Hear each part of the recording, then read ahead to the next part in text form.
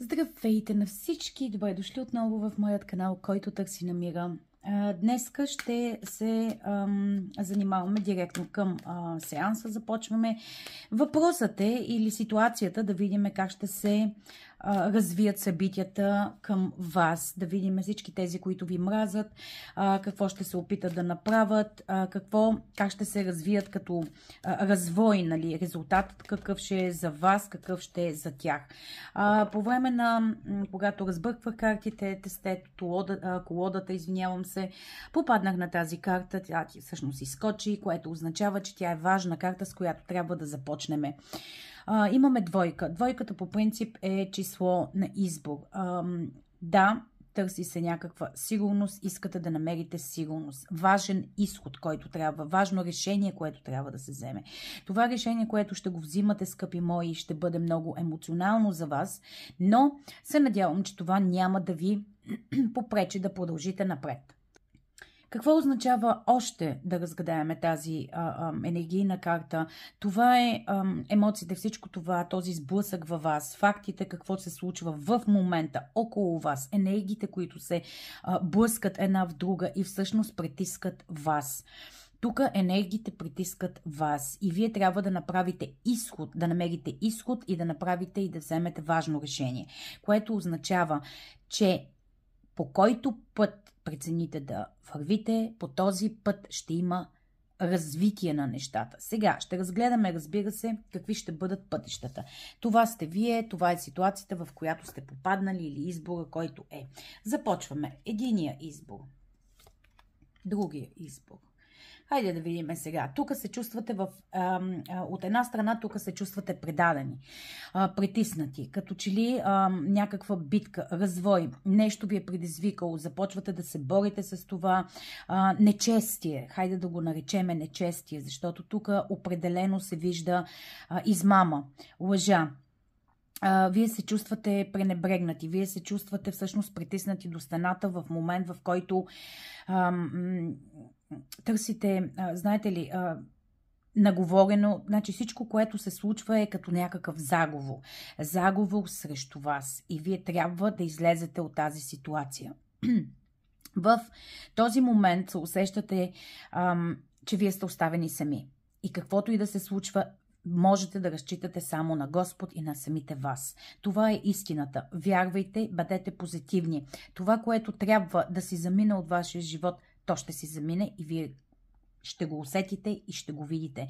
Борете се с честност, бъдете честни и искрени към себе си и към ситуацията. Няма значение, оставете който ви прави зло, всъщност зло намира, това се трупа на тях. Това е карма, която те създават. Така че тук дори да виждаме изневярата, всичките тези манипулации, които сте разбрали. Да, битката като че ли усещате, че вие губите и вие трябва да една стъпка назад. Вие сте хората, които всъщност трябва да отстъпат и трябва да ги остават. Злото се едно печели. Така се усещате. Но не го забравяйте това, което ще кажа в момента. Не. В една война никой не губи, никой не печели. По-умният отстъпва, защото вие сте по-умни, защото вие сте по-мъдри и защото интуицията ви води и защото Вселената е с вас. И тук имаме 2 меча, които държите, а тук имаме 3, които са паднали. Няма проблем. Имаме тъга.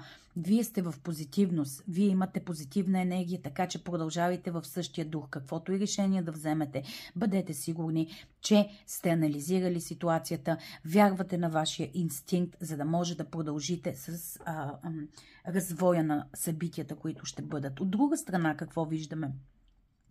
От друга страна виждаме, че трябва да сте така висока точка на интелигентност. Или има човек, който ще ви помогне. Човек, който всъщност ще изиграе много важна роля в тези събития. Личност, която ще ви подаде ръка. Личност, на която вие можете да се опрете. Личност, която всъщност той взима решение не на база емоции, а взима определено решение на база интелигентност, факти, анализ. Това е личността. Той може да не говори, може в момента да не се свърза с вас, защото ситуацията го изисква. Но тази личност мисли позитивно към вас. Да се надяваме сега да видим още какво ще се случи. Тук става въпрос за някакви пари. Сега, дали ще трябва да се поради промяната или решението, което ще вземете, оставяте една качка назад и тук ще трябва, може би, някаква малка инвестиция за тази промяна да се направи, за да може да излезете от тази ситуация. Да видим в другия вариант или някаква крупна сума, всъщност, която ще спечелите. Но тук имаме вярата в себе си, истината, борбата, мотивацията, коража, който имате. Трябва да премахнете всички тези страхове, защото вие това, което желаете да постигнете, ще го постигнете. Но трябва, не забравяйте, пазете себе си, пазете честността. Не дейте да падате под тяхното ниво. Не дейте да смъквате ранга. Вие сте интелигентни, вие имате опит и вие можете да успеете и тази личност със сигурност ще ви подаде ръка. Но тук имаме или загуба на тези хора, които всъщност ви правят проблеми. Те при всички положения ще имат загуба на някаква парична сума, която може би ще навлезе при тях.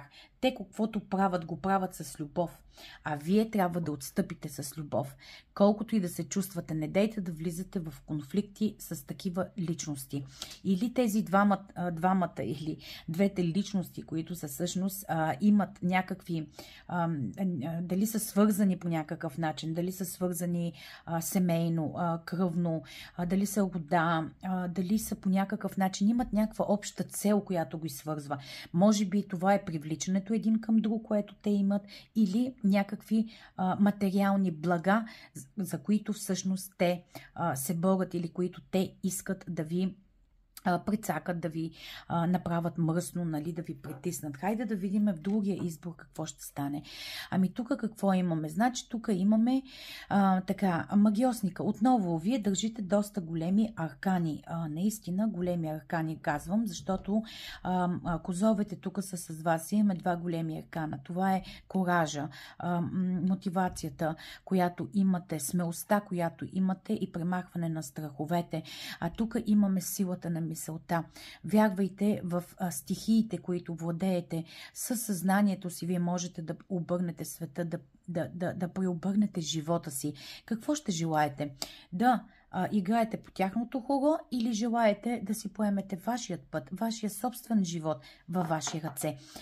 Вие тук можете наистина да прецените. Хайде да видим още какво е при тях. Отново някаква любов.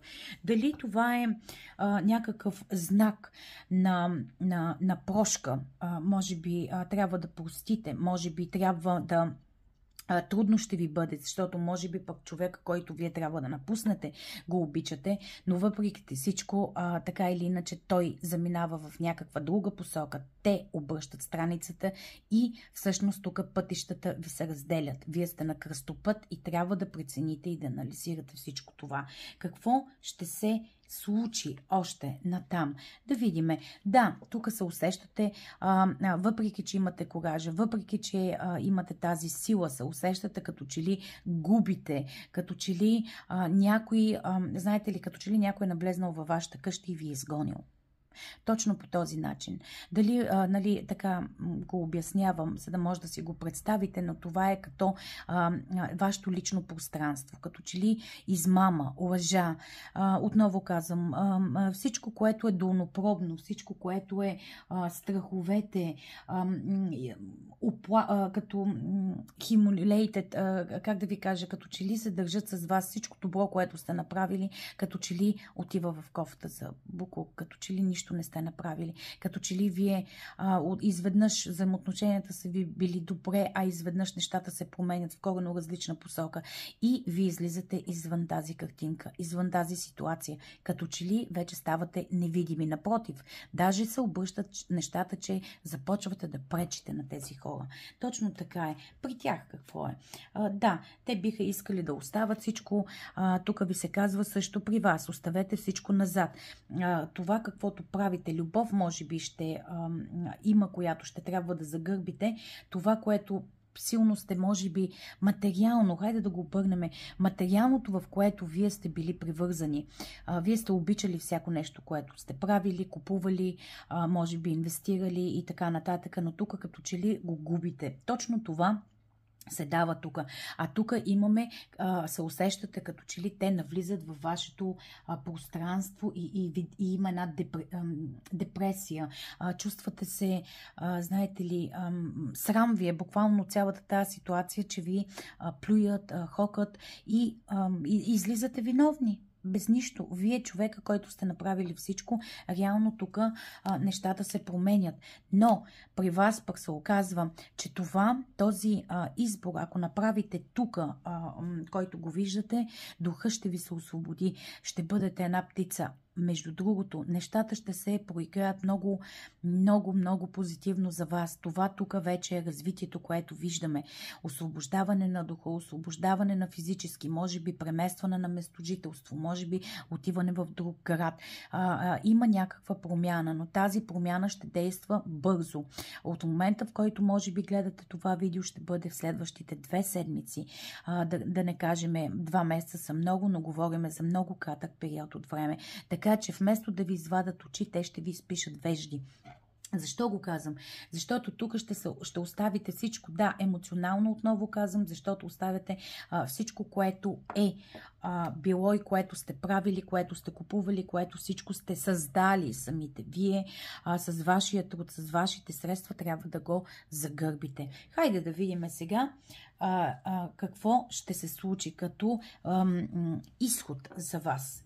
Изход за вас. Така.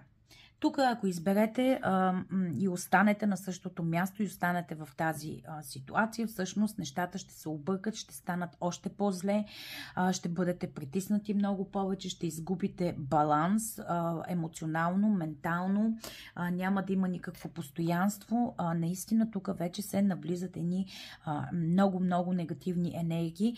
Вместо да бъде за добро, всъщност нещата ще се обърнат още повече. Злоба, ненавист, караници, интриги, така че тук имаме доста лошо развитие в този случай. Хайде да видим в този случай. Тук ще бъдете готови да браните това. Тук ще имате една стабилна това решение, което взимате, може би да напуснете. Тук вече избирате положението, което вие решавате да напуснете, да излезете, да се преместите, да се махнете, да излезнете, може би, от тяхния живот. Точно така се проиграва, но получавате освобождение. Бъдете смели и продължавайте по същия начин, ако изберете този вариант Б. Тук имаме бранене на това, което имате, защитаване на вашето самочувствие, защитаване на самият вид ваш, като човек. Вашето достоинство, което ще запазите. Вие всъщност ще имате една здрава основа и ще бъдете на една крачка разстояние. Тук да видим какво е. Тук ще трябва търпение. Нещата ще продължават да се развиват с голяма прецизност. Дали ще има някакъв investigation, като анализиране на нещата, нали, нещо, което трябва подробностите да се видят, кой е виновен, кой не е виновен, какво се е случило, как се е случило. Но тук определено, ако изберете този път, нещата и развоя няма да е подходящ и позитивен за вас. Да видим тук. Тук сядате на трона. Ще бъдете силната личността, която всъщност взима решението за себе си, взима решението и намира изход от положението. Тук ще бъдете харизматичната, достойната. Пазите, както казах, вашето самочувствие, вашия индивид. Няма да се чувствате, как да го кажа, депресирани, няма да се чувствате дори... Има една няма да сте виктъм, няма да сте страдащите, докато тук ще бъдат тези, които страдат, тези, които всъщност те печелят, тези злоби, тези хора, които наистина ви ненавиждат, тук поемат контрол в тази ситуация. Но тук вие поемате контрол върху самите вас. Да видим още какво се разкрива тук. Тук има, освен печал, виждам наистина печал, любов, която се материалното се загърбва, любовта, която вие трябва да... Значи има неща, които тук вече не служат. Тук тази ситуация не служи за вас. А тук да видим какво се... Тук имаме празници, имаме позитивно развитие на нещата, но не забравяйте, избора тук е какъв? Хайде да го анализираме. Много накратко, с 2 изречения. Тук вие ги оставяте, обръщате гръб, игнорирате и запазвате себе си. Запазвате човека, който сте, достоинството. Тук запазвате вашият живот, вашето самочувствие. Тук имате мотивация, тук имате живот, духа ви се освобождава, вие печелите. Изхода трябва да е това, което не ви служи. Тук трябва да го промените и да спечелите, и да продължите, и да вярвате в себе си, и да не загубите себе си в процеса. Да видим съвет от картите, които искат всъщност да ви дадат. Хайде да видим какъв съвет ще ви дадат картите. Личност, която отново ще изиграе много важна роля в тази ситуация, ще бъде още един човек, който ще ви подкрепя. Той пък доста по-романтичен. Да, по принцип не е човек, на който може да се разчита, но въпреки всичко тази личност е като все едно влиза и излиза от вашия живот, но е личност, която ще ви подаде ръка и която всъщност ще ви помогне да излезете. Тук се вижда, старото си заминава, оттърсвате се. Това е смъртта.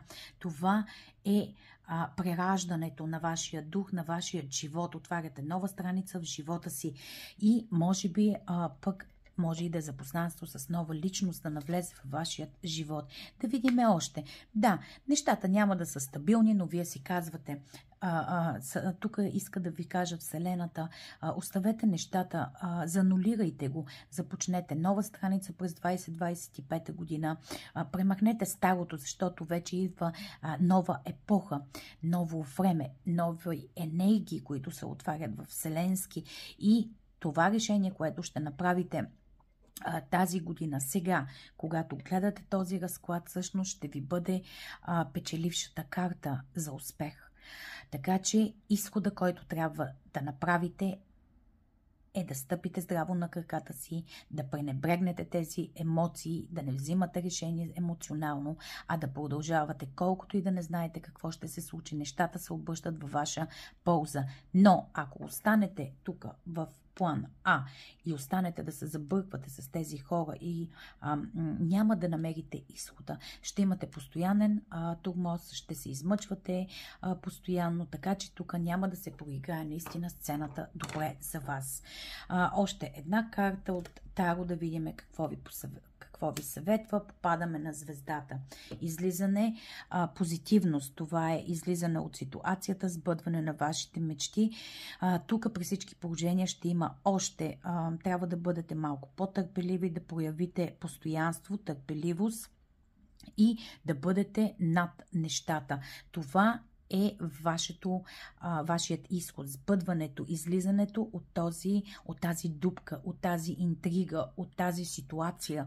Така че тук бъдете смели и съветът от картите и Вселената е да бъдете смели. Всичко ще се развие за ваша полза, но промяна ще настъпи. Не се борете срещу промяната. Тук виждаме негативи, тук виждаме освобождаване и план Б виждаме доста позитивност. Желая ви успех. Нещата ще се развият добре в правилната посока, само ако направите правилният избор. Желая ви от все сърце много успех. Чао!